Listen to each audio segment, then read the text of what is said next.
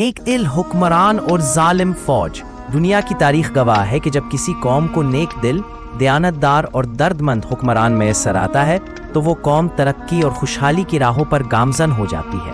ایسا حکمران اپنی رعایا کے لیے باپ کی مانند ہوتا ہے۔ وہ انصاف کو بنیاد بناتا ہے، کمزور کی آواز سنتا ہے اور طاقتور کو قانون کا پابند کرتا ہے۔ اس کی حکومت کا نظام محبت، عدل اور امن پر قائم ہوتا ہے۔ رعایا اس پر اعتماد کرتی ہے، اسے اپنا محافظ سمجھتی ہے اور اس کے فیصلوں کو اپنی بہتری کے لیے قبول کرتی ہے۔ اس کے برعکس جب کسی ملک میں فوج طاقت کے نشے میں آ کر ظلم و جبر کا راستہ اختیار کرتی ہے تو وہاں خوف اور گھٹن پھیل جاتی ہے۔ ظالم فوج کا پہلا وار آزادی اظہار پر ہوتا ہے۔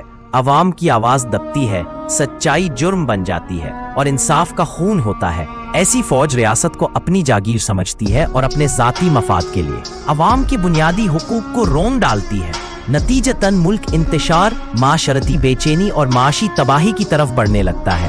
نیک دل حکمران کا دل قوم کے درد سے لبریز ہوتا ہے اور وہ ریاست کو مضبوط کرنے کے لیے اداروں کو آئینی حدود میں رکھتا ہے، جبکہ ظالم فوج اپنے طاقتور ہونے کے زوم میں آئین و قانون کو پامال کرتی ہے اور ملک کو پیچھے دھکیل دیتی ہے۔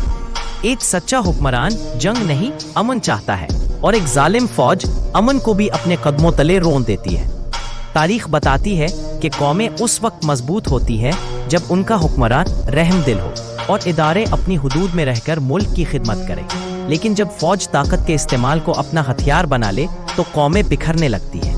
اس لیے قوم کی خوشحالی کے لیے ضروری ہے کہ حکمران نیک نیت ہو اور فوج عوام کی محافظ ہو، ظالم نہیں۔